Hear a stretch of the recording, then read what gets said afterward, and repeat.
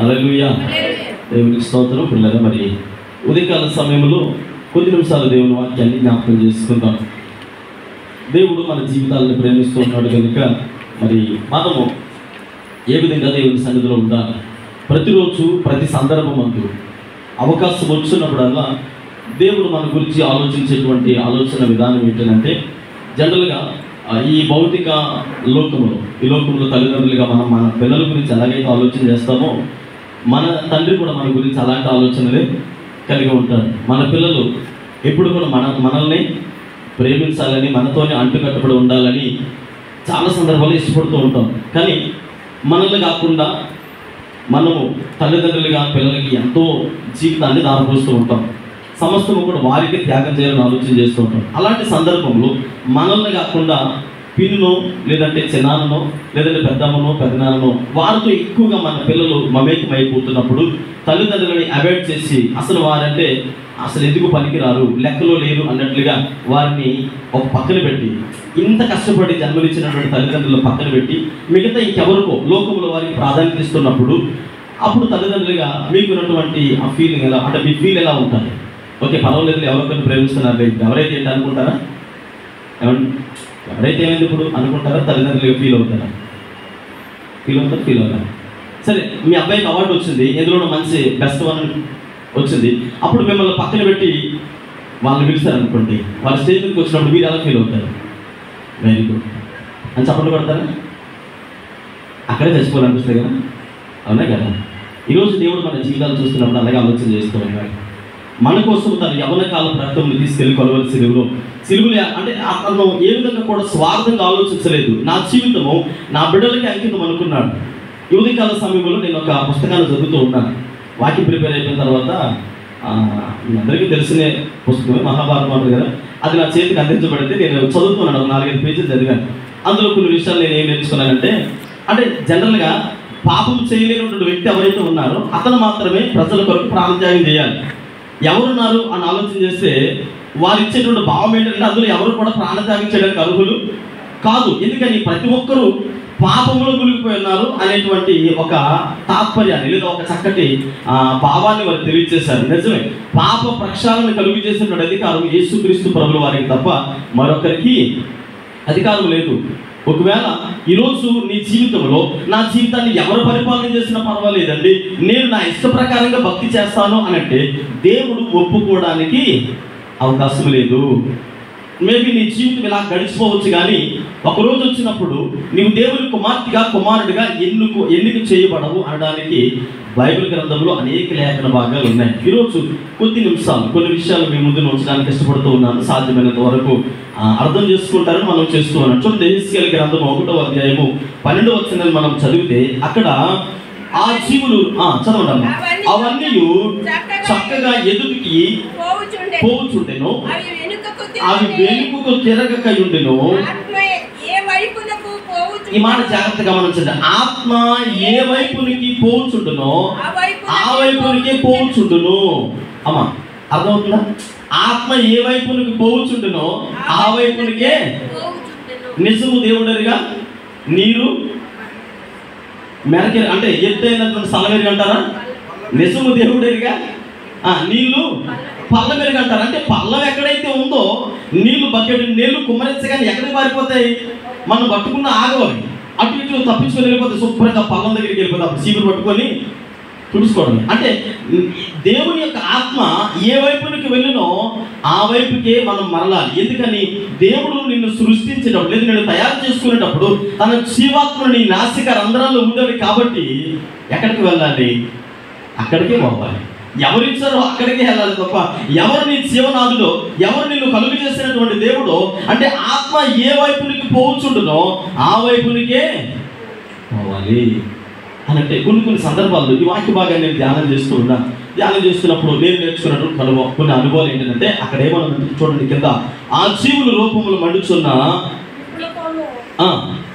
నిప్పులతోనూ దివిటీలతోనూ సమానులు ఆ అగ్ని జీవుల మధ్యన ఇటు అటు వ్యాపించును.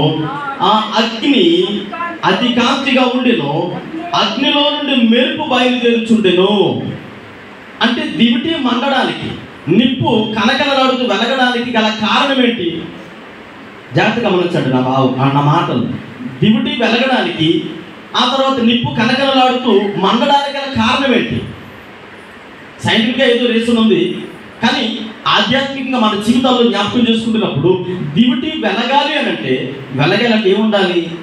తైలం ఉండాలి, తర్వాత ఒత్తి కూడా పొడిగా ఉండాలి. నీళ్ళలో ఉంచి చక్కగా వెలిగిస్తుంది, వెలగదు.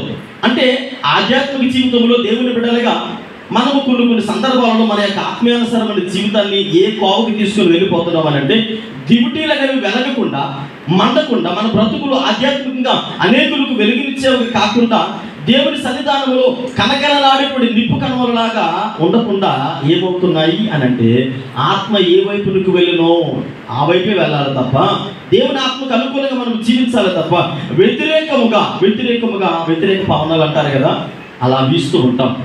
మన జీవితాల్లో మనము ఆశీర్వదించబడకపోవడానికి గల కారణం, అందరికి ఆశీర్వాదాలు కావాలి, అందరికి మేలులు కావాలి, అందరూ దేవుని సన్నిధిలో దీవించబడాలి. అయితే నీ బ్రతుకులో నువ్వు దేవునికి అనుకూలంగా ఎప్పుడైతే నిలబడతావో ఆ రోజే నీ జీవితంలో ఫలభరితంగా ఆశీర్వాదకరంగా మారుతుందని దేవుని సేవకుడిగా తెలియజేస్తూ ఉన్నాను. ఇక్కడ పిల్లలు జ్ఞాపకం చేసుకోండి, మండే దివిటీగా లేదా కనకనలాడుతూ వెలిగే నిప్పుగా నీ ఉండాలి అని అంటే నీ బ్రతుకు దేవునికి అనుకూలంగా ఉండాలి. హల్లెలూయా. దేవునికి ఇష్టపూర్వకంగా ఉండాలి. దేవుని ఆత్మకు అనుకూలంగా లేకుండా నీ ఇష్ట ప్రకారంగా నువ్వు భక్తి చేస్తూ, నీ ఇష్ట ప్రకారంగా సొంత నిర్ణయాలు తీసుకుంటూ, నీకు అనుకూలంగా నువ్వు వెళ్ళిపోతూ ఉంటే అందులో అన్ని ఫెయిల్యూర్సే. ఈ మాట నేను చాలా సందర్భాల్లో ఉపయోగిస్తూ ఉంటాను. ఆధ్యాత్మిక జీవితంలో ఒక క్రైస్తవ విశ్వాసి ఫెయిల్ అయిపోతూ ఉన్నాడు అంటే దానికి కారణము ఇంకేవో కొత్త రీజన్స్ ఏమి ఉండవు. అక్కడ మనమే కల్పించుకున్నటువంటి ఫెయిల్యూర్స్. ఇప్పుడు చూడండి, బైబిల్ గ్రంథంలో ఒక తల్లి ఉంది. ఇద్దరు భార్య భర్తలు. ఎలాంటి భార్య భర్తలు అంటే, తై అంటే సాధారణత, అంటే నువ్వేదంటే నేను అదే అనే రకం అనమాట. ఇప్పుడు వచ్చాను, ఏమంటే వాళ్ళు అక్కడికి వెళ్దామంటే అన్నది. ఆయన వచ్చారంటే వెళ్ళిపోదాం అనగానే ఎందుకు అని అడగలేదు. ఈవిడ కూడా అక్కడికి ఎందుకండి, ఇప్పుడు బాగానే ఉంది కదా మన పరిస్థితి, చాలా చక్కగా ఉన్నాం కదా, పిల్లలతో చాలా సంతోషంగా ఉన్నాం కదా, మనకి ఉన్న దాంట్లో చాలా సమృద్ధిగా ఉంది కదా అని తిరిగి ప్రశ్నించకుండా, చాలా కుటుంబాలలో జరిగేటువంటి పరిణామాలు ఏంటంటే, భర్త వస్తాడు, ఇదిగో 10,000 1,00,000 రూపాయలు మనం అక్కడ పెట్టామనుకో, ఒక నెల రోజుల్లో మనకి 3 లక్షలు వస్తుందట అనగానే భార్య ఏం చేయాలా? వెంటనే బీరువా దగ్గరికి వెళ్ళి తాళాలు తీసి, 1,00,000 ఏంటండి, అసలు బుద్ధి ఉందా మీకు? మళ్ళీ నెల రోజుల్లో 3 లక్షలు వస్తుందంటే మరి 2 లక్షలు ఇవ్వచ్చు కదా, అప్పుడు 6 లక్షలు అవుతుంది కదా అని చెప్పేసి గుడ్డిగా వెళ్ళిపోవడం కాదు. క్రైస్తవ విశ్వాసులుగా మన జీవితంలో ఖచ్చితంగా మెలుకు కలిగినటువంటి భక్తి చేయాలి. మెలుకు కలిగి లేకుండా గుడ్డెద్దెలు చేలో పడినట్టుగా ఏదో ఆయన వెళ్ళిపోతున్నాడు కదా, పర్వాలేదు నేను కూడా వెళ్ళిపోతానంటే, ఆ తర్వాత వెనక్కి తిరిగి చూసుకుంటే మన జీవితంలో అన్ని ఓటములే, అవమానాలే, భయంకరమైనటువంటి నిందలే ఉంటాయి. ఇంకేది ఆశీర్వాదాలు ఉండవు. ఈ భార్య భర్తలు ఎలాంటి జీవితాన్ని జీవిస్తున్నారంటే, అంటే భార్య భర్తలు ఇద్దరు మాట్లాడుకుని సరే అన్నారంతే.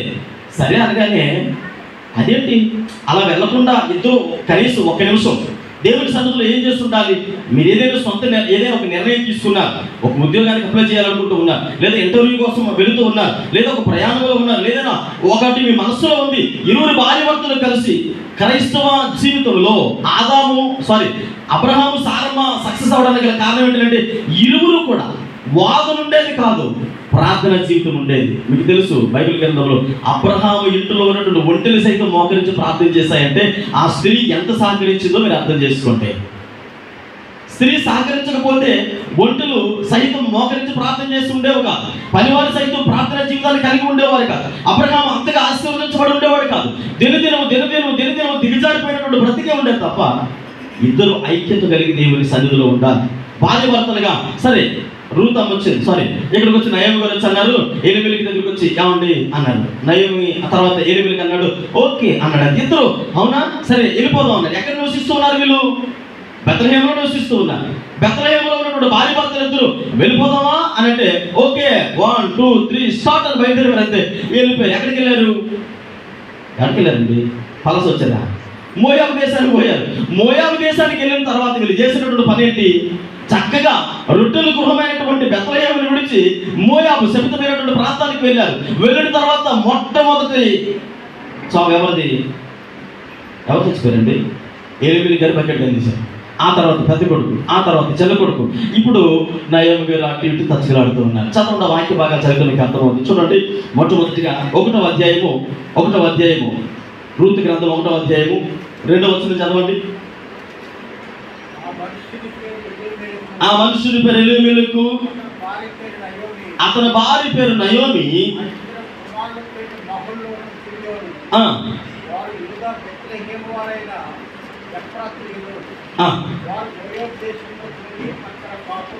మోయాబు దేశమునికి వెళ్ళి అక్కడ కాపురం ఉండేది. ఇప్పుడు చూడండి, ఇక్కడ మనం జ్ఞాపకం చేసుకుందాం. 18వ వచనం చదవండి. 18వ వచనం అదే అధ్యాయంలో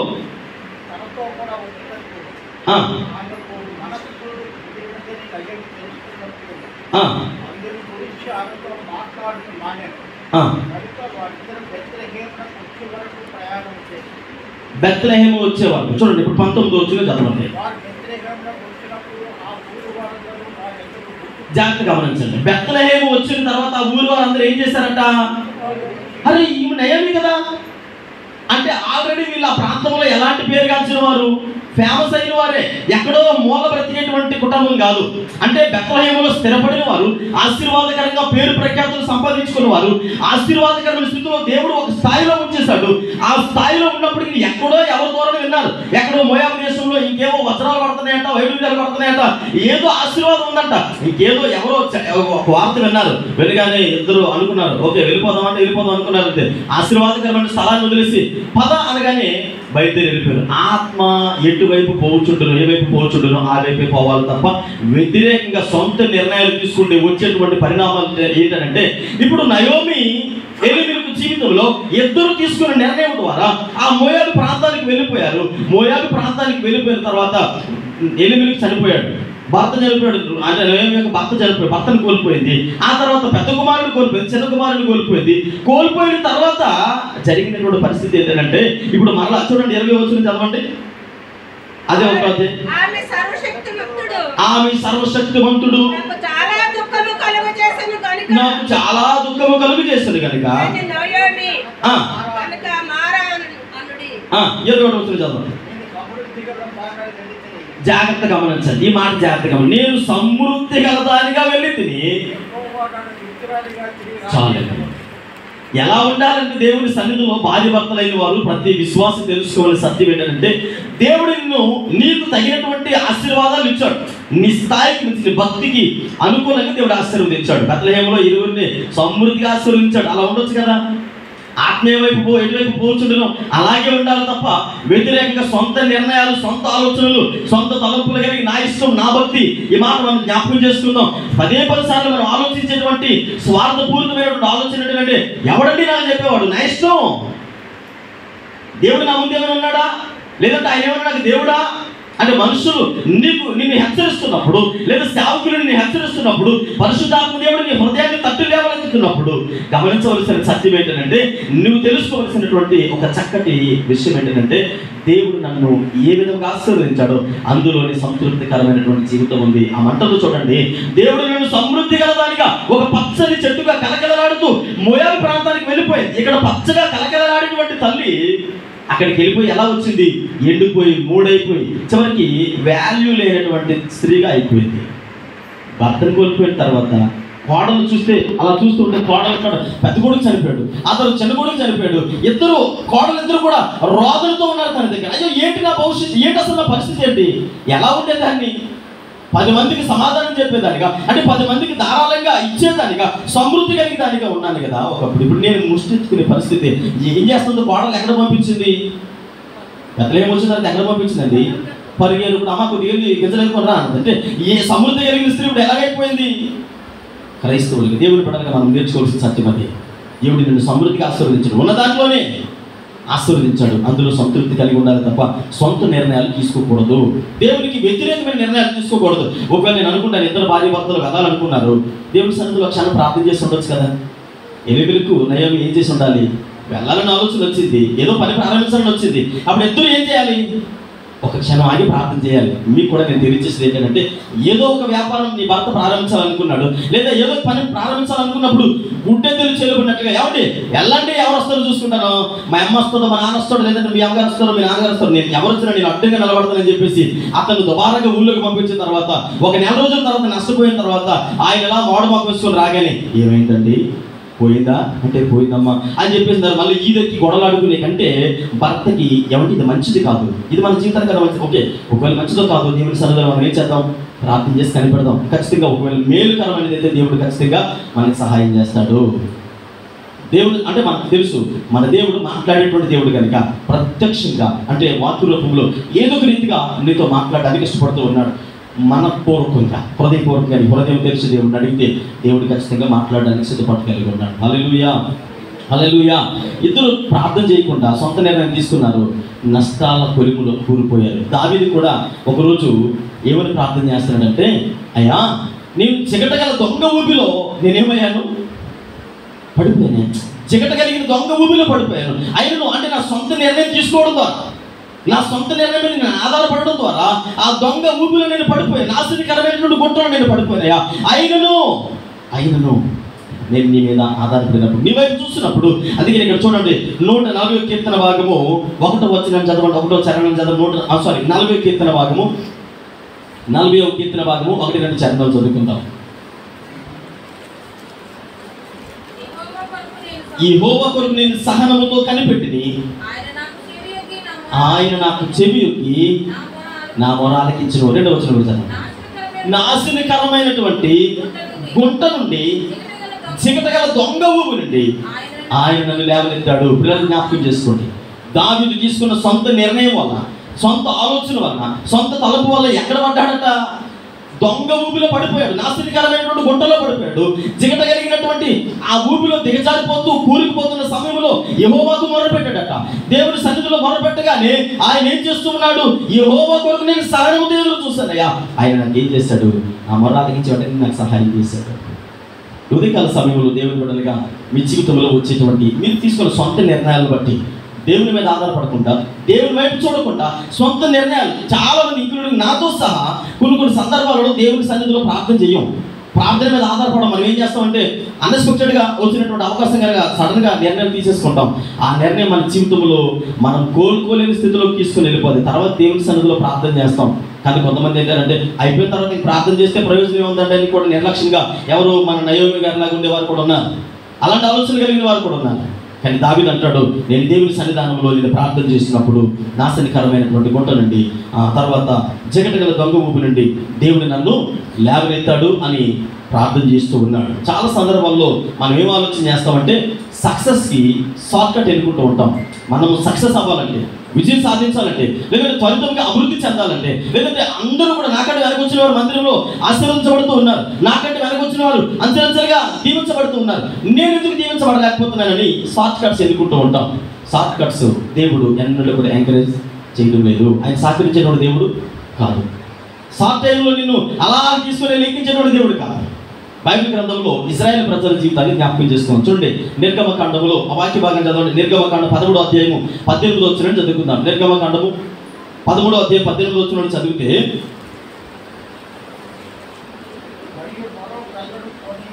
పోనీగా వారు పశ్చాత్తాపడి, చదవండి సార్.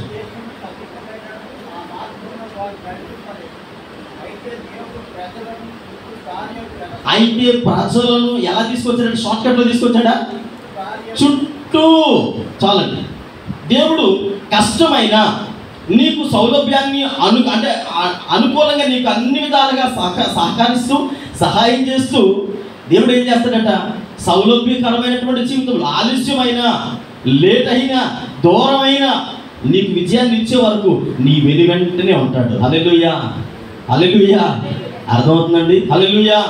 ఇశ్రాయేలు ప్రజలకు దేవుడు అంటాడు, షార్ట్ కట్లో తీసుకురావడం లేదు, తక్కువ టైంలో తీసుకురావడం లేదు, చుట్టూ తిప్పి తీసుకొని వస్తూ ఉన్నాడు. అంటే చుట్టూ తిప్పి తీసుకొచ్చేటువంటి ఆ ప్రయాణంలో ఇశ్రాయేలు ప్రజలు నేర్చుకోవాల్సినటువంటి భక్తి ఏంటి, లేదా అనుభవాలు ఏంటంటే, నా దేవుడు నా నుంచి ఏదో కోరుకుంటూ ఉన్నాడు. అంటే నేను ఇంకా సరి చేయబడవలసి ఉన్నది, నేను ఇంకా నా జీవితాన్ని కట్టుకోవలసి ఉన్నది, ఇంకా నా జీవితంలో నేను దేవునికి ఇంకా అనుకూలంగా ఏ పరిస్థితుల్లో నేను లేనో అని మనలను మనం స్వపరిశీలన చేసుకోవలసి ఉన్నది.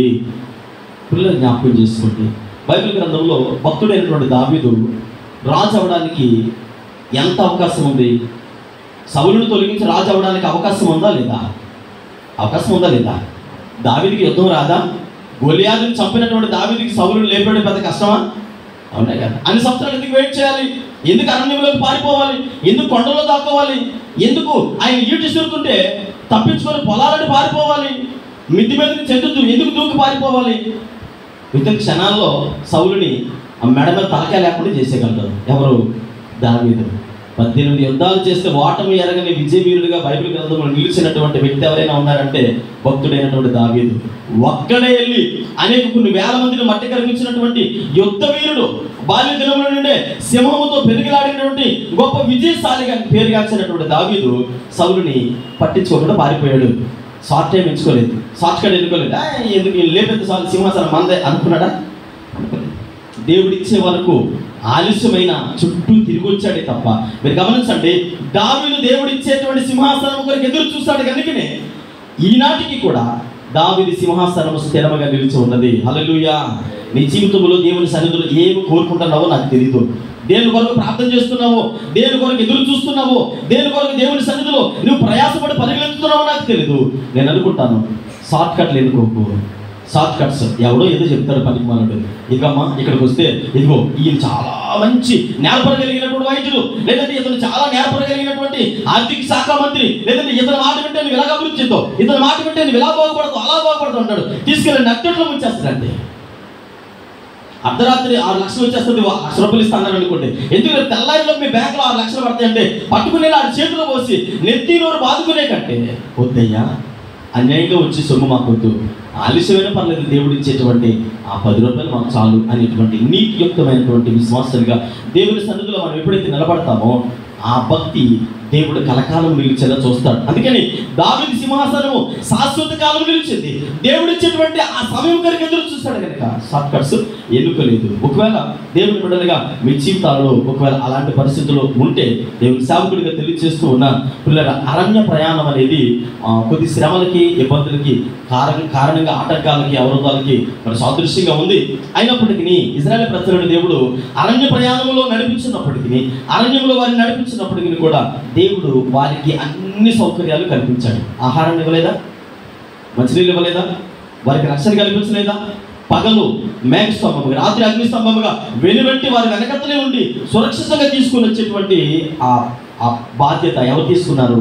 దేవుడే తీసుకున్నాడు. మీ కర్మ, మీ మార్గాన్ని మీరు పొండి, మీరు ఎంతో దూరం తిరిగి వస్తున్నారు, మరి తక్కువ దినాల్లో రావాల్సినటువంటి ప్రయాణము సంవత్సరాల తరబడి పెంచేసుకుంటున్నారు అని దేవుడు ఎన్నడూ కూడా ఇశ్రాయేలు ప్రజలతో మాట్లాడలేదు. ఆయన అన్నాడు కదా, చుట్టూ తిరిగి వస్తే నీ జీవితంలో మేలు కలగాలి, లేదా మేలు పొందాలి అంటే ఆలస్యమైన దేవుని సన్నిధిలో ఓపికతో ఎదురు చూడాలి.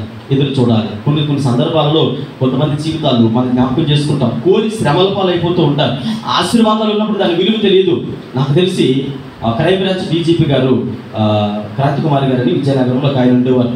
ఆయన క్రైమ్ బ్రాంచ్లో పనిచేసినప్పుడు ఒకసారి ప్రార్థన సమావేశానికి వచ్చింది. ప్రార్థనకి ఎప్పుడూ వస్తుంటారు ఆయన. అయితే ఒకరోజు ప్రతి సండే ప్రార్థనకు వస్తూ ఉన్నారు. ఆయన ఎప్పుడో కానీ నెలకు ఒక సండే వచ్చి అటెండ్ అయ్యేవారు. అలాంటిది ప్రతి సండే వస్తూ ఉన్నారు, ప్రతి శుక్రవారం ప్రార్థనకు వస్తూ ఉన్నారు. అంటే నాకు అర్థం కాక ఒక రోజు నేను ఆ విజిటింగ్కి వెళ్ళినప్పుడు ఆంటీని అడిగాను, అంటే అంకుల్ గారు జనరల్గా రారు కదా, ప్రతి సండే ఫ్రైడే ప్రేయర్కి వస్తున్నారు అంటే ఈ మధ్యన అంకుల్ గారు తెలిసి ఏం వచ్చిందని అంటే, అలా నేను మాట్లాడుతూ ఉండగా ఆమె సడన్గా ఏడుస్తూ ఉంటే నాకు అర్థం కాలేదు. అమ్మ ఎందుకు ఏడుస్తున్నారు, ఏమైంది, నేనేమైనా తప్పుగా మాట్లాడానా అన్నానంటే, లేదు నాన్న నువ్వు అన్న తప్పు కాదు, అంటే దేవుడి సేవకుడు కనుక నీ దగ్గర దాయకుండా నేను ఒక నిజాన్ని చెప్తూ ఉన్నాను. అంకుల్ గారు ఒక 10 days అవుతుంది సస్పెండ్ అయ్యి, 10 days అవుతుంది సస్పెండ్ అయిపోయారు. అంటే అంకుల్ గారు చేసినటువంటి ఒక చిన్న తప్పు, ఒకరి దగ్గర తీసుకోకూడనటువంటి డబ్బు అనుకోకుండా కొంత డబ్బు తీసుకోవడం వల్ల దొరికిపోయారు. అంకుల్ గారు ఒక కేసు విషయంలో దొరికిపోయి ఇలా సస్పెండ్ చేయబడ్డారు నాన్న. దాదాపుగా మరి ఆ జాబ్ వస్తుందో రాదు కూడా తెలియదు, దాదాపు 6 months అవుతుంది అనగానే అలా కొంచెం బాధ అనిపించింది. చాలా చక్కగా ఇప్పుడు దేవుని మందిరంలో నెలకొకసారి వచ్చిన చాలా చక్కగా ఉండేటువంటి వ్యక్తి, అందరినీ ప్రేమగా ఆప్యాయతగా పలకరించేటువంటి వ్యక్తి, మరి ఎందుకు అలా చేశారు అని నేను మామూలుగా తెలిసాను. ఆ తర్వాత ఆంటీ అన్నారు, నాన్న ఇది వరకు మా జీవితం ఎలా ఉండేది తెలుసా, 500 నోటు కానీ 1000 రూపాయల నోటు కానీ చూస్తే అది ఎంతో 5 రూపాయల బిల్లో లేదంటే 10 రూపాయల కాగితంలో ఉండేది. కానీ ఈ పరిణామం అంటే ఈ మధ్యకాలంలో మా దగ్గర ఉన్న అమౌంట్ మొత్తం బ్యాంక్ చేయబడింది, మా దగ్గర ఉన్న అమౌంట్ మొత్తం సీజ్ చేస్తారు. కనీసం ఒక్క పాలు ప్యాకెట్ కొనుక్కోవాలన్నా ఇంట్లో ఎక్కడైనా చిల్లర ఉందా అని వెతుకులాడుకొని, ఇంకో మాట చెప్పమంటావా, మా ఇంట్లో పనిచేసే పిల్ల దగ్గర 1000 రూపాయలు అప్పు తీసుకొని ఈ నెలలో మేము జీవితాన్ని గడుపుతున్నాడు, నువ్వు నమ్ముతావా అని అడిగారు. ఎందుకనంటే షార్ట్ కట్స్ ఎన్నుకోవడం ద్వారా, షార్ట్ కట్లో అంటే తక్కువ సమయంలో ఉన్నతమైన స్థాయిని కోరుకోవడం ద్వారా, ఇంకేదో ఏదో ఏదో అనుకుని అపోహలో పడిపోవడం ద్వారా వారి జీవితంలో ఒకప్పుడు విచ్చలవిడిగా జీవించినటువంటి కుటుంబమే. ఆ కుటుంబాన్ని తక్కువ చేయాలన్న ఉద్దేశం కాదు. అంటే నేను ఏం చెప్పాలనుకున్నానంటే, మనము షార్ట్ కట్ ఎన్నుకోవడం ద్వారా లేనిపోయినటువంటి అనార్థాలు తెచ్చిపెట్టుకుంటాము అనడంలో ఏ విధమైనటువంటి సందేహము లేదు. దేవుని బిడ్డగా మన జీవితాల్లో మనకున్న దానిలో గెంజుంటే గెంజే, లేదా ఆ పూటకి అసలు అన్నం లేదు, గ్లాసులో మంచినీళ్ళు తాగి ప్రార్థన చేసుకుని దేవుని సన్నిధిలో, ఇంకో మాట చెప్పమంటారా, అసలు ఏమీ లేదనుకోండి, హ్యాపీగా ఉపవాసం ఉండి, దేవా ఇదిగో ఈ దినాన్ని నేను ఉపవాసంగా ప్రకటిస్తున్నాను, నీ చిత్తం అయితే నాకు ఆహారం పంపించి, లేకపోతే నీ ఇష్టం ప్రభువా, ఎన్ని రోజులు నాకు ఆహారం లేకపోతే అన్ని దినాలు ఉపవాసం ఉండి ఈ జీవితాన్ని ఎలాగే నీ సన్నిధిలో వదిలేస్తానని, అలాంటి భక్తి జీవితాన్ని ఎప్పుడైతే కలిగి ఉంటావో దేవుడు ఏది కోరి నీ దగ్గరికి ఆశీర్వాదం తీసుకుని వస్తాడు. హల్లెలూయా. షార్ట్ కట్స్ ఎన్నుకోవడం ద్వారా వచ్చేటువంటి పరిణామాలు, 6 నెలలు గడవక ముందే హార్ట్ వచ్చి చనిపోయారు ఆయన. చాలా బాధాకరమైనటువంటి విషయం ఏంటంటే, చాలా బాధపడ్డాము. ఎందుకంటే షార్ట్ కట్స్ ఎన్నుకోవడం ద్వారా మన జీవితాల్లో వచ్చేటువంటి అనేక అనార్థాలు మన జీవితంలో ఎదుర్కొంటామని, అందుకనే దేవుని సేవకుడికి తెలియజేస్తూ ఉన్నాం. మనం ఎప్పుడు ప్రార్థన చేస్తూ ఉంటాం. ఇక్కడ జ్ఞాపకం చేసుకున్నట్లయితే అరణ్య మార్గం దేనికి సాదృశ్యమనంటే, మన జీవితంలో శ్రమలనే వస్తాయి, కానీ ఆ శ్రమల కొలువులో నువ్వు నిలబడినప్పుడు దేవుడు తన ఆశీర్వాదంలో నీ చెంతన వచ్చి నీకు వెనుదన్నుగా నీ పక్కనే నిలబడతాడు. మనము చూడండి, ఎవరైనా కుటుంబ ప్రార్థన చేసేటప్పుడు రండి ప్రార్థన చేసుకుందాం అని కుటుంబ ప్రార్థన పిలిస్తే ఎంతమంది కుటుంబ ప్రార్థన చేస్తారు? ఎంతమంది కుటుంబ ప్రార్థనలో పాల్గొంటూ ఉన్నారు? అప్పుడెప్పుడు సర్వసాధారణంగా చాలా కుటుంబం సంఘములో వేలు మీద కాదు లెక్క పెట్టి చెప్పొచ్చు, కుటుంబ ప్రార్థన చేసినటువంటి కుటుంబాలు చాలా తక్కువ. ఇంట్లోకి వచ్చిన భార్య, భర్త, పిల్లలు అందరూ కలిసి ఇదిగో ఈ టైంలో కుటుంబ ప్రార్థన చేసుకుందాం రండి అని ప్రార్థన చేయరు. ఎప్పుడు ప్రార్థన చేస్తారో తెలుసా? ఎప్పుడు ప్రార్థన చేస్తారు? తండ్రి గారు సాగు బతుకుల మధ్య ఉంటారు. ఇంక డాక్టర్ గారు చెప్తారు, ఈ 2-3 రోజులు ఆయన మోసేయాలి అతను అంటారు. ఈ 2-3 రోజులు మోసేయాలి అనగానే అప్పుడు ఆయన ఏం చేస్తాడు తెలుసా? మంచం మీద లెఫ్ట్కి కదిలినా ఏసు రక్తమే చేయమంటాడు, రైట్కి కదిలినా ఏసు రక్తమే చేయమంటాడు, ఇలా కూర్చున్నా ఏసు రక్తమే చేయమంటాడు, లేచినా అప్పటి వరకు లేని ప్రార్థన ఏ రక్తం చేయము అంటే, ఇప్పుడు వరకు రారనైనా ప్రార్థన చేసుకున్నాం, కుటుంబ ప్రార్థన చేసుకున్నాం అంటే కుటుంబ ప్రార్థన అంటే ఆదివారం చర్చికి వచ్చారు కదా, ఆదివారం చర్చికొచ్చాం వెళ్ళొచ్చాం కదా, చాలే మనకెందుకు ప్రార్థన అని నిర్లక్ష్య ధోరణితో నడిచేటువంటి భక్తులు మరణం మన మీదకి రాగానే, సమస్య మన మీదకి రాగానే ఏ రక్తం చేయమంటారు? కుటుంబ ప్రార్థన చాలా ప్రాముఖ్యమైనది. భార్య భర్తలుగా మీ కుటుంబాన్ని కట్టుకోవాల్సిన బాధ్యత మీదే. ఇంకొక వ్యక్తి వచ్చి అమ్మ రండి కుటుంబ ప్రార్థన చేసుకుందాం అని రోజు మిమ్మల్ని ప్రోత్సహించరు. దేవుని సేవకులుగా ఆదివారం దేవుని అంటే వాక్యాన్ని ప్రకటిస్తూ ఆధ్యాత్మికంగా బలపరుస్తూ, అంటే ప్రతి కుటుంబాన్ని దేవుని సన్నిధిలో ఇలా నడవాలి అని చెప్పడం వరకు దేవుని సేవకుల పని. ఇంటి దగ్గర నీ ఇల్లు కట్టుకోవాల్సిన బాధ్యత ఎవరి చేతుల్లో ఉంది? నీ చేతుల్లోనే ఉంది. మనం ప్రార్థన చెయ్యం, మనం క్రమంగా ఉంటాం. మన పిల్లలు ఒరే ప్రార్థనకి రానంటే ఒకసారిగా చిన్న ఆ కోర చూపు చూస్తాడు చూడండి, దెబ్బకి గురేసుకొని చచ్చిపోవాలనిపించింది. ఎందుకు తెలుసా? నువ్వు నాకు చెప్పేవాడు అన్నట్టు చూస్తాడు. ఎందుకు తెలుసా? మన భక్తి మన ఇంటి దగ్గర అలా ఉంది కాబట్టి. మనం క్రమముగా ఉండి ప్రార్థన జీవితాన్ని పటిష్ఠత చేసుకుంటే నువ్వు పిలవకుండానే కుటుంబ సభ్యులు అందరూ వచ్చి కూర్చుంటారు. ఎందుకు తెలుసా? నీ భక్తి జీవితాన్ని నువ్వు కట్టుకున్నావు కనుక. ఇక్కడ అరణ్య మార్గము అంటే అరణ్య రోధన అనగా శ్రమలకు సాదృశ్యము. శ్రమలలో ఉండి కూడా ఇశ్రాయేలు ప్రజలను దేవుడు కాపాడుతూ వచ్చాడు. శ్రమలలో కూడా వారిని మరి అనుదినము దేవుడు వారిని, అంటే నేను అంటాను, అరణ్య ప్రయాణంలో దేవుడు వారిని అనాథలుగా విడిచిపెట్టలేదు, అత్తుకొని దేవుడు వారిని నడిపించాడు. చూడండి, ద్వితీయోపదేశకాండము బైబిల్ గ్రంథంలో ద్వితీయోపదేశకాండము 32వ అధ్యాయము 11వ వచనం చదవండి. ద్వితీయోపదేశకాండము 32వ అధ్యాయం 11వ వచనం. పక్షిరాజు తన గూడు రేపి తన పిల్లల పైన అల్లాడుచు రెక్కలు చాపుకొని వాటిని పట్టుకొని తన రెక్కల మీద వాటిని మోలినట్లు యెహోవా వారిని నడిపించును. యెహోవా మాత్రమే అదనమాట. ఈ కుటుంబాన్ని కట్టగలిగినటువంటి వారు ఎవరైనా ఉన్నారంటే ఎవరికి అధికారం లేదు. యెహోవా మాత్రమే నడిపించగలడు. అరణ్య మార్గంలో ఎవరు నడిపిస్తూ ఉన్నారు? ఇశ్రాయేలు ప్రజల కంటే అరణ్య మార్గంలో నిన్ను ఎవరు నడిపిస్తూ ఉన్నారు? అరణ్యం దేనికి సాదృశ్యము? శ్రమలకి, ఇబ్బందులకి, ఆటంకాలకి, అవరోధాలకి సాదృశ్యంగా ఉంటే నీ బ్రతుకును ఎవరు నడిపించేవారుగా ఉన్నారు? యెహోవా మాత్రమే నడిపించేవారుగా ఉన్నారు. పక్షిరాజు వలె పక్షిరాజు 7 రకాలైనటువంటి పరుపులు ఏర్పాటు చేస్తుందట.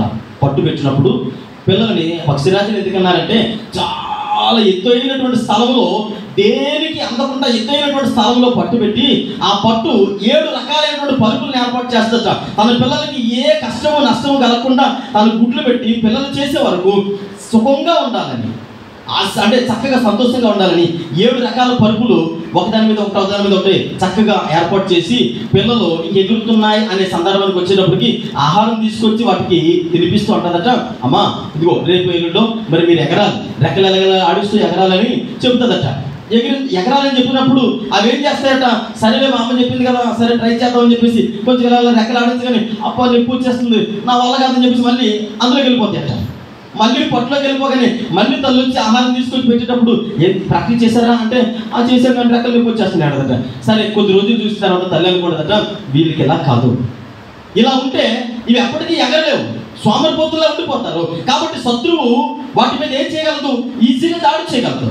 కాబట్టి ఈరోజు వీటికి ఎలాగైనా నేను ఎగరడం నేర్పించాలని చెప్పేసి పిల్లల్ని రెక్కల మీద ఎక్కించుకొని, ఒక్కొక్క పిల్లల్ని రెక్క మీద ఎక్కించుకొని ఆకాశం ఎత్తుకు తీసుకెళ్ళిపోతుంట. అనుకుంటా అబ్బా ఎగరడం అంటే ఇదే కాదు, అంటే మా అమ్మ రెక్కల మీద ఎక్కించుకొని తీసుకెళ్తే ఇంకెంతకంటే సుఖమైనటువంటి జీవితం ఎక్కడ ఉంది, చాలా బాగుంది అనుకొని హాయిగా సంతోషాన్ని ఆస్వాదించే లోపు ఆకాశంలో చాలా ఎత్తుగా తీసుకెళ్ళి వదిలేసి వచ్చేదట. అక్కడ ఇలా అనగానే ఆ రెక్క మీద నుంచి కింద పడుతుందట. కుయ్యో మొర్రు అని చెప్పేసి అక్కడి నుంచి చచ్చిపోతున్నాడని ఇంకా అలా అరుస్తూ ఉండగా ఇక నేలకు పగిలిపోయి చచ్చిపోయే టైంలో తల్లి తన కిందకు వచ్చి రెక్కల మీద ఎత్తుకొని మరలా తీసుకుని అమ్మ బ్రతికాడు నాయన అనుకుంటుందట. మరలా తీసుకుని వెళ్తుందట. అంటే వాటి మీద కక్షతో కాదు, ద్వేషంతో కాదు, వాటికి ఎలాగైనా ఏమి నేర్పించాలి, ఎగరటం నేర్పించాలి. దేవుడు మన జీవితంలో అరణ్య రోదన శ్రమ కలుగు చేస్తున్నాడంటే దాని కారణము నిన్నేదో చంపేయాలనో, లేదంటే నీ మీద కక్ష సాధింపు చేయాలనో, నిన్నేదో లోకంలో భయంకరమైన హింసకు గురి చేయాలన్నది దేవుడి ఉద్దేశం కాదు. మేము నేర్చుకోవాలి, ప్రార్థన జీవితాన్ని నేర్చుకోవాలి, దేవుడి సన్నిధిలో ఆధ్యాత్మిక అనుభవాలు నేర్చుకోవాలి. అలా కాకుండా మూడు పారిపోయినటువంటి సోమరతనంతో అలా భక్తిని కొనసాగిస్తే ఆ భక్తి వల్ల ఏ విధమైన ప్రయోజనం ఉండదండి. స్టూడెంట్స్ని జ్ఞాపకం చేసుకుందాం. వాడు చదువుతూ ఉన్నాడు అనే నిర్లక్ష్యంతో మనం వదిలేస్తే రిజల్ట్ వచ్చిన తర్వాత వాడు పాస్ అయ్యాడు లేదా ఫెయిల్ అయ్యాడు అనేటువంటి వార్త తల్లిదండ్రులకి ఎలాంటి సంతోషాన్ని ఇస్తుందో, ఫెయిల్ అయ్యాడు అంటే ఎలాంటి హృదయ భారాన్ని ఇస్తూ ఉందో. ఎందుకంటే ఇన్ని లక్షల రూపాయలు ఖర్చు పెట్టిన తర్వాత వాడి జీవితంలో సక్సెస్ లేకపోతే ఎందుకు? ఒకవేళ వచ్చి మళ్ళా ఫస్ట్ ఇయర్ ఫెయిల్ అయిపోయాడు, సెకండ్ ఇయర్ ఫెయిల్ అయిపోయాడు, థర్డ్ ఇయర్కి వచ్చిన తర్వాత డాడీ ఇంకొంచెం బెస్ట్గా నేను ఈ సంవత్సరం ప్రిపేర్ అవ్వాలనుకుంటున్నాను, నేను ఇంకొంచెం మంచి ట్యూషన్లో జాయిన్ అవ్వాలనుకుంటున్నాను, కాబట్టి నా అకౌంట్లో ఒక 25 lakhs నువ్వు ట్రాన్స్ఫర్ చేయాలనుకో. అప్పుడు ఏం చేస్తాడు తెలుసా? ముద్దాడితే కొడతాడా, తొక్కలు తీసేసి ఎండలోని ఎండబెడతాడు. ఒరే నీకు అసలు బుద్ధి జ్ఞానం ఉందా? ఫస్ట్ ఇయర్ సెకండ్ ఇయర్స్ అన్ని అలా ఎండబెట్టావు అక్కడ. ఇప్పుడు చూస్తే అందరిలో తలెత్తుకోలేకుంటున్నాను. ఆ తర్వాత ఇప్పుడు మళ్ళా వచ్చి డబ్బులు అడుగుతున్నావు. ఇంకే మొహం పెట్టుకుని అప్పకెళ్ళాలి నేను? అసలు నీ మీద నేను నమ్మకంతో నీకు పెట్టుబడి పెట్టాలి, నీ వల్ల నాకు ఏమైనా ప్రయోజనం ఉందా? అదే ప్రశ్న దేవుడు మనల్ని అడిగితే ఏం సమాధానం చెబుతాం? నీకోసం నా ప్రాణాలు పెట్టేశాను, నీకోసం అంటే అనేక నిందలు పడుతూ ఉన్నాను, పనికి మానవుడి దగ్గర కూడా మాట్లాడుతూ ఉన్నాను, యేసుక్రీస్తు ప్రభువు వారిని అనేకులు హింసిస్తూ ఉన్నాను, తురలాడుతూ ఉన్నారు. ఏ భక్తుడండి, ఏ దేవుడండి ఆయన? తన ప్రాణాన్ని తను రక్షించుకోలేనాడు, ఈయన కోసం ప్రాణం పెట్టేశాడు, ఎగతాళి చేస్తూ ఉండేది. అది నీ కోసం కాదా? నీ ముందు నిలబడి నా కోసం కాదా? అంటే అన్ని నిందలు కాసింది, అవమానాలు పడేది దేనికోసము అని అంటే నీ జీవితాన్ని ఉన్నతమైన స్థితిలోకి తీసుకెళ్ళాలి. ఇంకెప్పుడు నేర్చుకుంటావు భక్తి జీవితాన్ని? ఎప్పుడు శ్రమల కొలుగులో కాలుతూ అలాగా శత్రువుకు దొరికిపోతూ ఆ విధంగానే ఉండిపోతే పక్షిరాజు ఒకవేళ తన పిల్లల మీద అలా, పిల్లలు గమనించిన అక్కడ మనం చదువుకునే లేఖన భాగంలో ఏముందంటే పక్షిరాజు తన గూడిని రేపి తన పిల్లల పైన ఏం చేస్తుందట? అల్లాడించి. మనం అంటాం కదా, నా పిల్లలు చూస్తుంటే మనసు అంటే గుండె అల్లాడిపోతుందండి, తరిగిపోతున్నాయండి. అంటే మనసంతా చాలా వేదనకరంగా ఉందండి అని అంటే పిల్లలు ఎక్కువ బాధపడ్డాయా, తల్లి ఎక్కువ బాధపడిందా? అల్లాడిపోతూ ఉంది. ఎందుకో తెలుసా? నా పిల్లలు బాగుపడాలి, నా పిల్లలు ప్రయోజకులు అవ్వాలి, నా పిల్లలు దీవెనకరమైన రీతిలో నిలబడాలి అని ఒక్కొక్కటిగా తీసుకెళ్ళి వాటికి అనేక అనుభవాలు నేర్పిస్తూ ఉంది. పిల్లల ఈనాడు దేవుని సన్నిధానంలో మనం ఎలాంటి భక్తి జీవితాన్ని నేర్చుకుంటూ ఉన్నాం? అరణ్య ప్రయాణంలో, అరణ్య మార్గంలో ఉన్నావు, అరణ్య మార్గంలో దేవుడిని నడిపిస్తూ ఉన్నాడు అని అంటే నీ మీద కక్షతే కాదు, నీ మీద ప్రేమతోనే నీకు భక్తి జీవితాన్ని నేర్పించాలి, అనుభవాలు నేర్పించాలని దేవుడు కోరుకుంటూ ఉన్నాడు. చూడండి, ఇక్కడ మనం జ్ఞాపకం చేసుకుంటే పరమగీతాలు 8వ అధ్యాయము 5వ వచనంలో ఏమని రాయబడిందంటే, ఇక్కడ తన ప్రియుని మీద ఆనుకొని వచ్చి ఇది ఎవరు అనేటువంటి ఒక మాట మనకు కనబడుతూ ఉంది. పరమగీతాలు 8వ అధ్యాయము 5వ వచనంలో చదివితే తన ప్రియుని మీద ఆనుకొని అరణ్య మార్గమున యవతే. హల్లెలూయా. అరణ్య మార్గము గుండా ఎవరి మీద ఆనుకుందామి? తన ప్రియుని మీద. ఎవరు ఆ ప్రియుడు అని అంటే యేసుక్రీస్తు ప్రభుల వారు. సంగముగా ఈ రోజు నువ్వు ఎవరి మీద ఆనుకున్నావు? నీకు ఆధారమైన వారెవరు? నిన్ను నిత్య జీవానికి నడిపించేవారు ఎవరు? అపవాదిగాడు లేనిపోయిన అపవాదులు కల్పిస్తాడు. షార్ట్ కట్స్ అన్ని కూడా చూపిస్తూ ఉంటాడు. మెరుగులు దిద్ది నీ ముందు వాటిని నిలబెడతాడు. షార్ట్ కట్స్ ఎన్నుకుంటే షార్ట్ టైంలో నీ భక్తి అంతరించిపోద్ది. అదే ఆలస్యమైన, లేట్ అయినా, దూరమైన, ఏమైనా శ్రమ కలుగుతున్నా, ఇబ్బందులు కలుగుతున్నా ఎటువైపు చూడాలి అని అంటే అరణ్య మార్గం అనగా శ్రమకు సాదృశ్యము, ఇబ్బందులకి ఆటంకాలకు సాదృశ్యము. అయినా పర్వాలేదు, వెనకతల నీ వెనకతల ఆయన ఉన్నాడు. నేను అనాథగా విడిచిపెట్టినటువంటి దేవుడు కాదు. అరణ్య మార్గములు ఆశీర్వాదకరమైన స్థితిలో నిన్ను నిలబెట్టి నిన్ను ఫలభరితంగా మార్చేటువంటి దేవుడు ఆయన నీతో ఉన్నాడని నేను తెలియజేస్తూ ఉన్నాను. ఆత్మ ఎటువైపు నడిపిస్తే అటువైపు వెళ్ళాలి. పరిశుద్ధాత్మ దేవుడు నీతో చెబుతూ ఉన్నాడు. ఇది తప్పు, ఇది ఒప్పు అని చెప్పినప్పుడు ఖచ్చితంగా నువ్వు వినాలి. దేవునికి లోబడాలి.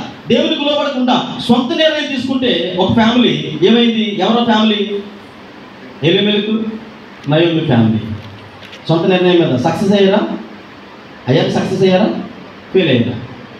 ఫలభరితమైనటువంటి జీవితం, ఆశీర్వాదకరమైన జీవితం, ఇప్పుడున్న జీవితంలో సంతృప్తి చెందుతూ దేవుడు నీకు చూపించిన మార్గం మీద ఆధారపడాలని దేవుని సేవకుడిగా తెలియజేస్తూ ఉన్నాను. చూడండి మరొక మాట.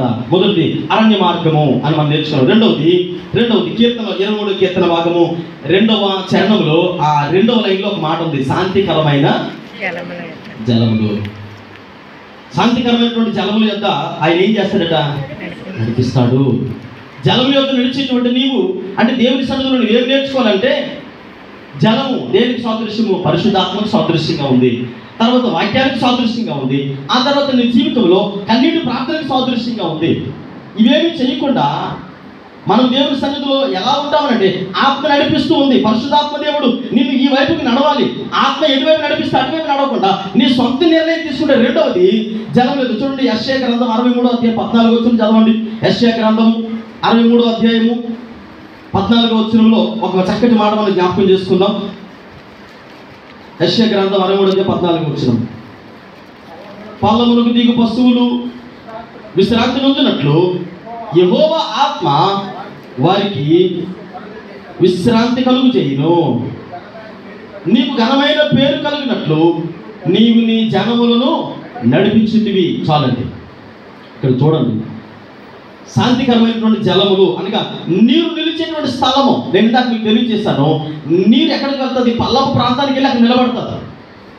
పల్లపు ప్రాంతానికి వెళ్ళి ఇక్కడ మనం జ్ఞాపకం చేసుకున్నట్లయితే బైబిల్ గ్రంథంలో పరిశుద్ధాత్మ దేవుడు లేదా వాక్యము నీ దగ్గరికి వచ్చి నిలవాలి అని అంటే నువ్వేం చేయాలి? తగ్గింపు జీవితాన్ని కలిగి, కన్నీటి ప్రార్థన జీవితాన్ని కలిగి దేవుని సముఖంలో ఉండాలని దేవుని సేవకుడిగా తెలియజేస్తూ ఉన్నాను. చూడండి, ఇక్కడ మనం జ్ఞాపకం చేసుకుందాం. నీళ్లు నిలిచే, మీకు అర్థం అవడానికి సింపుల్గా నేను తెలియజేస్తాను. నీళ్లు నిలిచేటువంటి స్థలము, నీళ్లు లేనటువంటి స్థలము. నీళ్లు ఉన్నటువంటి స్థలం అనేది ఏంటంటే దేవుడికి ఇష్టమైన స్థలము. సమృద్ధిగా నీటితో నింపబడింది. దేవుడు ఉంటాడు అక్కడ. అర్థమవుతుందా? సరే, ఆదికాండం 1వ అధ్యాయంలో 1వ వచనంలో ఏమనుంది? అవసరం లేదు. ఆదియందు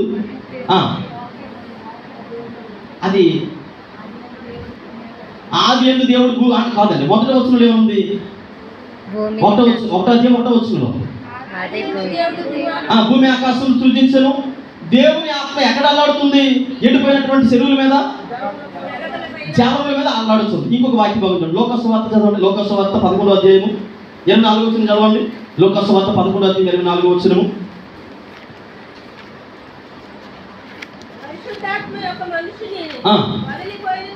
వదిలిపోయిన తర్వాత అమ్మ మరలా చదవండి. 24వ వచనం మొదటి నుంచి చదవండి. అపవిత్రాత్మ ఒక మనుషుని వదిలిపోయిన తర్వాత అది విశ్రాంతి వెతుకుచు. ఈ రెండింటికి మీకు అర్థమైంది అనుకుంటా. నీళ్ళున్న స్థలం దగ్గర ఎవరుంటారు? దేవుడు ఉంటాడు. అంటే నీ బ్రతుకులో దేవుని వాక్యము అనగా పరిశుద్ధాత్మ నింపుదల ఎక్కడైతే ఎవరి బ్రతుకులు అయితే ఉంటుందో, దేవుని కొరకు ప్రయాసపడే బ్రతుకులు ఎక్కడ ఉంటాయో అక్కడ ఎవరుంటారు? దేవుడు నీతో సహవాసం చేయడానికి ఇష్టపడతాడు. జలముల మీద దేవుడు అల్లాడుతూ ఉన్నాడు. అంటే నీతో సహవాసం చేయడానికి నీకు దగ్గరగా ప్రయాణం చేస్తూ ఉన్నాడు. నీళ్ళు లేని చోట ఉంటాడు. ఎవరాడు? అపవాదిగాడు. విశ్రాంతి కోసం వెతుకుతున్నాడట. అంటే నీళ్ళు లేని స్థలం అంటే వాక్యం ఉండదు, ప్రార్థన ఉండదు, ఆధ్యాత్మిక జీవితంలో బలపడడం ఉండదు. ఎప్పుడు చూసినా ఎండిపోయి మూడుబారిపోయి దేవునికి దూరం అయిపోయినటువంటి బ్రతుకులు, మందిరంలో సహవాసం ఉండదు. ఎప్పుడో మొక్కుబడి ప్రార్థన చేస్తూ ఉంటారు, ఎప్పుడో వస్తారు. అలా కొంచెం ఎగ్జిబిషన్లో మనం పెడుతుంటాం చూడండి, అప్పుడప్పుడు పండుగలు పెడుతుంటారు, కొన్ని స్పెషల్ ఐటమ్స్ పెడుతూ ఉంటారు. మనం ఎప్పుడైనా రెస్టారెంట్కి వెళ్ళాం అనుకోండి, కొంతమంది జనరల్గా నాకు అలవాటు ఏంటంటే నేను ఎప్పుడైనా రెస్టారెంట్కి వెళ్ళి నేను అడుగుతాను, సార్ ఈరోజు స్పెషల్ ఏంటి సార్ అని అడుగుతాను. రెస్టారెంట్కి వెళ్ళినప్పుడు ఈరోజు స్పెషల్ ఏంటంటే ఆడు వచ్చాడు ఏదో మొగల చికెన్ అని చెప్తాడు. ఇప్పుడు స్పెషల్ అని చెప్పాడు అనుకోండి, అప్పుడు నేనేమంటా ఇదేదో కొంచెం వెరైటీగా ఉంది, చూద్దాం టేస్ట్ చూద్దాం అంటే ఆ రోజు కానీ స్పెషల్. అంటే కొంతమంది క్రైస్తవ విశ్వాసుల యొక్క భక్తి జీవితం ఎలా ఉంటుందంటే సంవత్సరానికి ఒకసారి స్పెషల్ ఐటమ్ లాగా వస్తారు. ఇదే భక్తి అనాలి?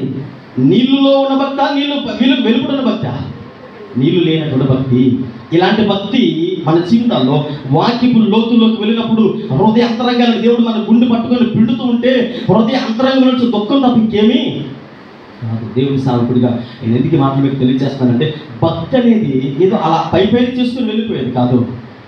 ఆధ్యాత్మిక జీవితం అనేది ఏదో అలా కళ్ళు మూసుకొని పాటలు పాడుకుంటే వాక్యం చదువుకొని ప్రార్థన చేసుకుని 4 మాటలు చెప్పుకొని వెళ్ళిపోయేది కదా. ఆధ్యాత్మిక జీవితం అనుక్షణం నీ అంతరంగంలో నాటబడేది, లోతులకు వేరుపారేది. నీ జీవితం అనేకులకు సాదృశ్యంగా ఉండాలి. నీ మాటలు, చూపులు, నడవడికలు. అంటే భక్తి జీవితం ఇతరులకు నచ్చకపోవచ్చు, నీ భక్తి జీవితం ఇతరులు ఎవరు మెచ్చకపోవచ్చు, పట్టించుకోవాల్సిన అవసరం లేదు. కానీ ఎవరు మెచ్చాలో తెలుసా? దేవుడు నీ జీవితాన్ని మెచ్చాలి. ఎవరికి ఇష్టం ఉండకపోవచ్చు, ఎవరికి ఇష్టం ఉంటే ఏంటి, ఇష్టం లేకపోతే ఏంటండి. లాజరుని ధనవంతుడు ఇష్టపడలేదు, కానీ దేవుడు తన గుండెలు కత్తుకుని కూర్చోబెట్టుకున్నాడు. ఎందుకని? నీ జీవితం ఎవరు మెచ్చుకుంటేనే మెచ్చుకోపోతుంది. ఘనత కావాలా, పరలోకం కావాలా? అంటే కొంతమంది నాకు చిన్నప్పుడు ఒక సామెత తల్లిదండ్రులు చెప్పేవాళ్ళు. ఒక అమ్మాయికి అంటే ఒక అబ్బాయిని అన్నారట, ఒరే నీకు బాతు కావాలా డబ్బు కావాలని అడిగారట. బాత్ అంటే పొట్ట. నీకేం కావాలరా? కడుపుకి కావాలా లేదంటే ఖర్చు పెట్టుకోవడానికి కావాలా అని అంటే, ఖర్చు పెట్టుకోవడానికి ఉంటే కడుపు ఎలా నింపుకోవచ్చు అనుకొని నాకు డబ్బే కావాలన్నాడట. డబ్బు ఉంది కానీ ఆహారం కొనుక్కోవడానికి లేదు. అదే అడిగిన వెంటనే నాకు కడుపు నిండితే చాలయ్యా, డబ్బు ఎవరికి కావాలి, ముందు నా ప్రాణం రక్షించబడాలి కదా అని ఆలోచించాలి. కానీ మన జీవితాల్లో ఏం కోరుకుంటాను అంటే, దేవుడు మన జీవితాల్లో మనల్ని పిలుస్తూ ఉన్నాడు. ఇదిగో నువ్వు ప్రయాసపడుతున్నావు కదా నా దగ్గరికి రా అంటే, మనమే ఎంత తెలివైనవారు అంటే సీనియారిటీ కలిగిన విశ్వాసం కానీ మనం ఏమంటామంటే, ప్రయాసపడి భారం వచ్చిన సంస్థ చదివారా నా యొద్దకు రండి, నేను మీకు విశ్రాంతిని కలుగు చేస్తామని సమాజం మధ్యలో అంటే 3 రోడ్ల జంక్షన్ 4 రోడ్ల జంక్షన్ నిలబడి మైక్ పట్టుకొని అందులోకి చెప్తాం. వాడికి ఏ ప్రయాసం లేదు. అసలు వాక్యం తెలిస్తే కదా వాడికి ప్రయాసపడుతున్నాను అనడానికి. ప్రయాసపడేది ఎవరు తెలుసండి? మనమే ప్రయాసపడుతున్నాం. దేనికోసం ప్రయాసపడుతున్నాం? ఆశీర్వాదాల కోసం ప్రయాసపడుతున్నాం, పేరు ప్రఖ్యాతుల కోసం ప్రయాసపడుతున్నాం, అంటే ఫేమస్ అవడం కోసం ప్రయాసపడుతున్నాం, మనల్ని అనేకులకు చూపించుకోవడం ప్రయాసపడుతున్నాం. దేవుని వాక్యం కొరకు కాదు, ఆధ్యాత్మిక జీవితం కొరకు కాదు. దేవుడు అంటాడు, నీళ్లు నింపబడిన స్థలము అనగా దేవుడు నీతో సహవాసం చేసేది. దేవుడు పల్ల ప్రాంతాన్ని ఎన్నుకుంటాడట. అంటే ఏంటో తెలుసండి, విధేయత ఉండాలి, తగ్గింపు జీవితం ఉండాలి, దీనంతో ఉండాలి. అయ్యా నా జీవితానికి నీకంటే ఎవడయ్యా గనుడు, నువ్వే నా జీవితం భాగస్వామి, నువ్వు తప్ప నా జీవితంలో ఎవరితో నాకు సంబంధం లేదయ్యా, నువ్వు లేకుండా ఎంతమంది నాకు అవసరం లేదు అని అపోస్తలుడైన పౌలు చెప్పినటువంటి మాటలు మోసే చెప్పాడు. అయ్యా అదంతా పెంట, నాకు నువ్వే కావాలి. పౌలు అన్నాడు, ఏది నాకు వద్దయ్యా, నువ్వు నాకు కావాలి. మనం చెప్పగలమా? ఎంతమంది అంటే అలా ధైర్యాన్ని చేయగలుగుతూ ఉన్నారు. ప్రభువా ఈ లోకంలో మీరు తప్ప నాకు వేరే ఆధారం లేదయ్యా అని చెప్పేటువంటి బిడ్డలుగా మనం ఉన్నప్పుడు ఖచ్చితంగా కొన్ని సందర్భాలు మనం ఒప్పుకోలేమండి. మన ఈగో మన అంటే అలా అణిచివేస్తుంది. ఇప్పుడు చూడండి, ఒక అబ్బాయిని పిలిచారు అనుకోండి, ఎవరినైనా మన పిల్లలు పిలుస్తాం, ఒరే ఏరంటే అంత ఫెయిల్ అయ్యా ఉంటా అన్నాను అనుకోండి, అలా చెల్లి కూడా ఫెయిల్ అయింది కదా అంటాడు. అది కాదా నువ్వు 10th ఫెయిల్ అయ్యాడు కదా అంటే, పాస్ అయ్యావంటే అల్లగో ఆ అబ్బాయి కూడా ఫెయిల్ అయ్యాడు కదా అంటాడు. అంటే విషయం ఏంటి తెలుసండి, వీడు ఫెయిల్ అయ్యాను అని డైరెక్ట్గా ఒప్పుకోవడానికి ఇష్టపడ్డు. ఎందుకని? వాళ్ళందరూ ఫెయిల్ అయ్యారు కాబట్టి నేను కూడా, వాళ్ళందరూ ప్రార్థన చేయట్లేదు కాబట్టి, వాళ్ళందరూ మందిరానికి రావట్లేదు కాబట్టి.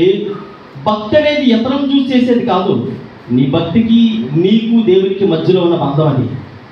ఏమండి? భక్తి అల్లాడు రాలేదు కదండి ప్రార్థనకి, నేను ఎందుకు రావాలండి అంటే దేవుడు అంటాడు, వాళ్ళు రాలేదు కదా పర్వాలేదు నువ్వు అక్కడే ఉండి అంటాడు. నాకు అప్పుడప్పుడు కొంచెం బాధాకరమైన విషయం ఏంటంటే, ప్రార్థన సహవాసాలు ఏర్పాటు చేస్తాం దేవుని మందిరంలో. కొన్ని ప్రార్థన సహవాసాలు, కొన్ని దినాలు మనకు ప్రకటించబడినటువంటి దినాలు. బైబిల్ గ్రంథంలో ఏమన్నదంటే, ప్రకటించబడినటువంటి దినాలను నిర్లక్ష్యపరచకూడదు. ఎందుకు ప్రకటన చేస్తూ ఉన్నాడు దేవుడు అంటే, నీ జీవితాన్ని మార్పు చెంది అంటే వినియోగించుకుంటావని. ఆ దినాన్ని ఎంత చక్కగా వినియోగించుకుంటారంటే, ఏం వెళ్తాం ఆదివారం నాడు చూద్దాంలే, నువ్వు వెళ్ళి పని చూసుకుంటారా అని చక్కగా 2 ముగ్గురితోనే ఆ రోజు ప్రార్థన ముగించబడుతుంది. స్త్రీలందరూ చక్కగా నింపబడ్డారు. కానీ బుధవారం ఎంతమంది ప్రార్థనకు వస్తారు?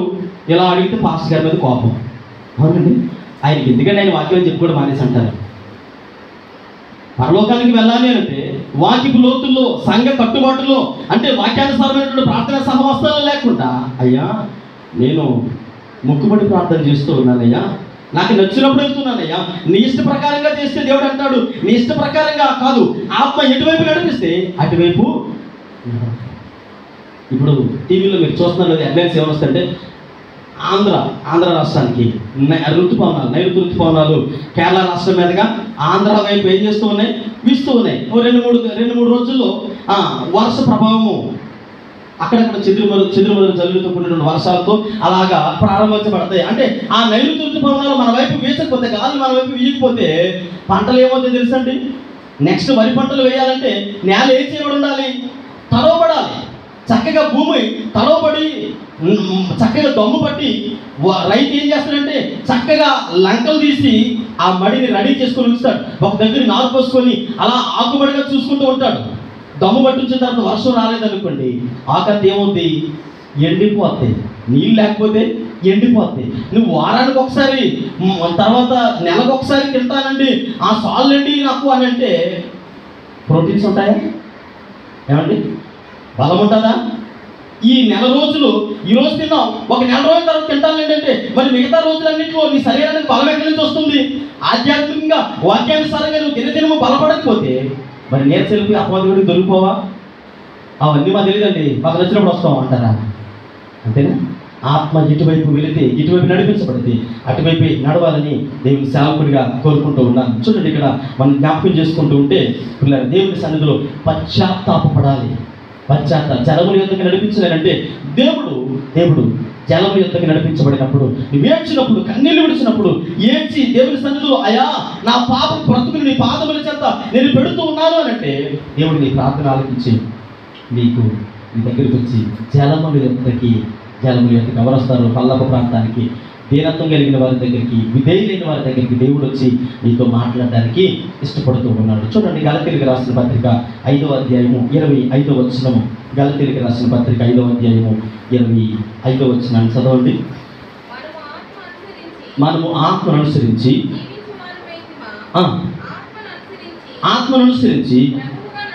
క్రమముగా నడుచుకుందామా?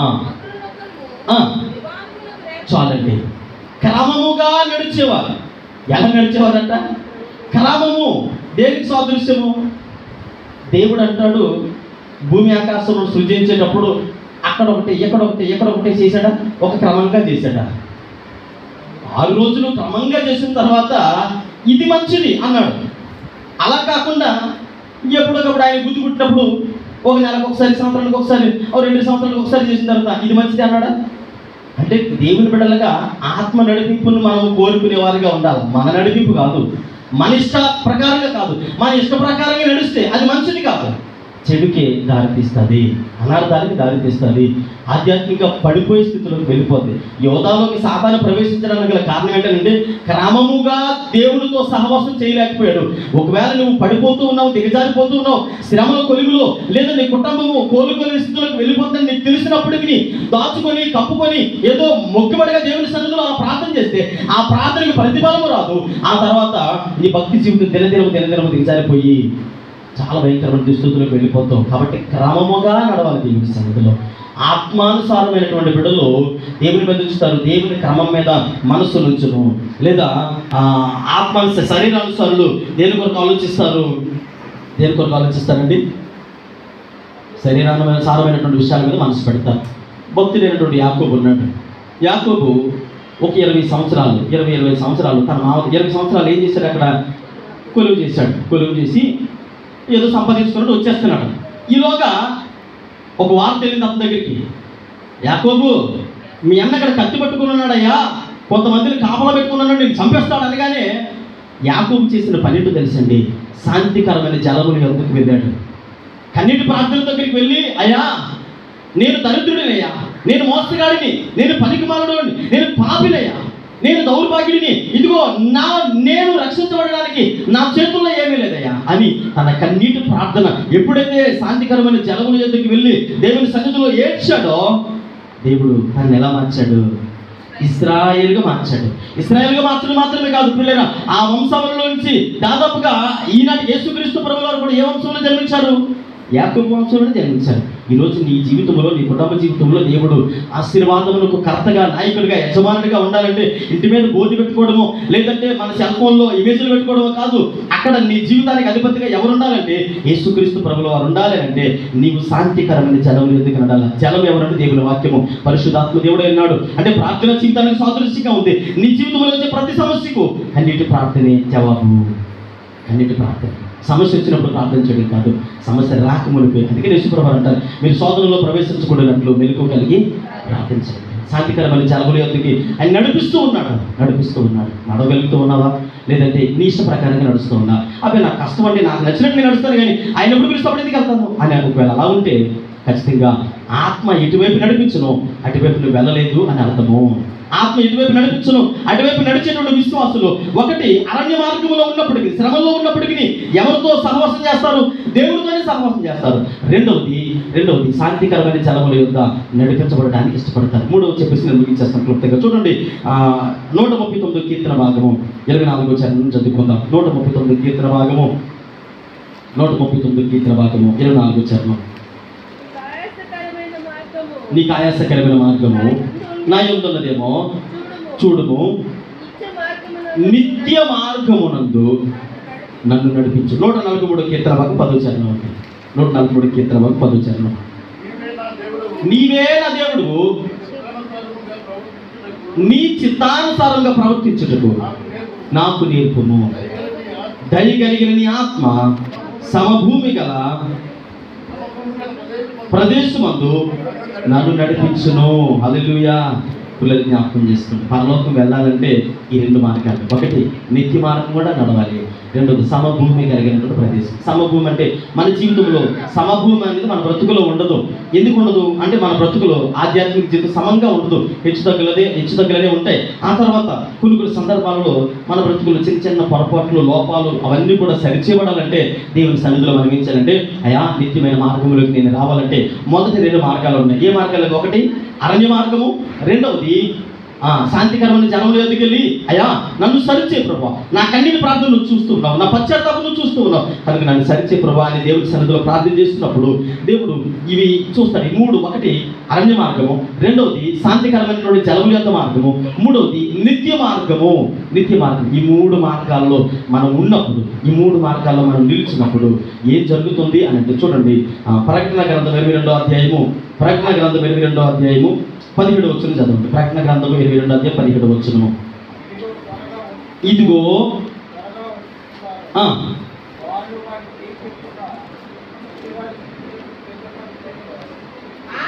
22వ అధ్యాయం 17వ వచనం అండి.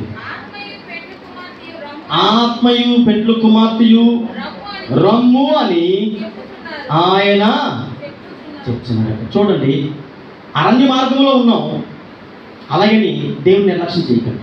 సొంత నిర్ణయాలు తీసుకోవడం వల్ల శ్రమలు అరణ్యానికి సదృశ్యంగా ఉన్నాయి. ఇశ్రాయేలు ప్రజల్ని దేవుడు వెనుకటి నడిపించాడు, వారిని లేవనెత్తి నడిపించాడు. రెండవది శాంతికరమైన జలములు, అనగా నీ జీవితంలో జరిగిన పొరపాట్లు, నీ తీసుకున్నటువంటి తప్పుడు నిర్ణయాల ద్వారా పశ్చాత్తాపం చెందే అవకాశం దేవుడికి ఇచ్చాడు. యాకోబు మోసం చేసి మరలా వచ్చి అనేక ఇది నీకోసం అది అలాగని చెప్పేసి మోసం చేయొచ్చు, కానీ దేవుని యొద్దకు వెళ్ళి పశ్చాత్తాపం చెందాడు, ఆశీర్వదించబడ్డాడు. శాంతికరమైన జలములు. మూడవది నిత్య మార్గము. ఈ 3 మార్గాలు మనం నిలబడినప్పుడు పరిశుద్ధాత్మ దేవుడు నిన్ను ఎటువైపు నడిపిస్తూ ఉన్నాడో అటువైపు నడవకుండా సొంత నిర్ణయాలు ఎన్నడూ కూడా తీసుకుంటే మన జీవితంలో వ్యతిరేక భవనాలే వీస్తాయి తప్ప ఆశీర్వాదాలు ఇవ్వు. ఈ 3 మార్గాల్లో ఎవరైతే నిలబడతారో, ప్రభువా నీ చిత్తమే మా బ్రతుకులో జరిగింది కాక నిలబడినప్పుడు దేవుడు మధ్యాకాశంలోకి వస్తాడట. మధ్యాకాశంలోకి వచ్చి సంఘాన్ని ఎలా పిలుస్తున్నాడంటే, పెండ్లు కుమార్తె. చదవడం 17వ వచనం. ఆత్మీయ పెండ్లు కుమార్తె రమ్ము అని ఆయన ఏం చేస్తున్నాడు? ఆత్మీయ పెండ్లు కుమార్తె రమ్ము అని చెప్పుచున్నారు. వినుని వాడును రమ్ము అని చెప్పవలను, దప్పి వినుని వాడిని రమ్మని, ఇచ్చిచ్చు వారిని జలములను ఉచితముగా. ఈ 3 మార్గాల్లో నిలబడేటువంటి బిడ్డలుగా ఉండాలి. పరిశుద్ధాత్మ దేవుడితో మాట్లాడుతూ ఉన్నామా, ఇది మంచి మార్గం, ఎలా నడువు, అది కరెక్ట్ కాదు, అలా ఉండకూడదనంటే ఆధ్యాత్మిక జీవితాన్ని సరి చేసుకోవాలి. దేవుడికి అనుకూలంగా నడిచే బిడ్డలుగా మనం ఎప్పుడైతే ఉంటామో అప్పుడు మండేటువంటి దివిటీగా కనకనలాడుతూ వెలిగేటువంటి నిప్పు కణాలుగా అనేకులు నీ దగ్గరికి వచ్చేవారుగా, నిన్ను అంటే నీ పక్క నుండి వెలిగించబడేవారుగా, అనేకులకు దీవెనకరమైనటువంటి ఆత్మీయ బిడ్డలుగా మనం ఉంటాం. అలా కాదు, నా భక్తి నా ఇష్టం అండి, నాకు నచ్చినట్లు నేను చేసుకుంటానంటే నీ వల్ల ఏ విధమైన ప్రయోజనం ఎవరి మనుషులకి ఉండదు, దేవుడికి కూడా ఉండదు. మధ్యాకాశంలోకి ఆయన వచ్చినప్పుడు నువ్వు విడవబడేటువంటి విశ్వాసగానే ఉంటావు తప్ప ఎత్తబడే విశ్వాసులుగా ఉండవు. ప్రార్థన చేసుకుందాం.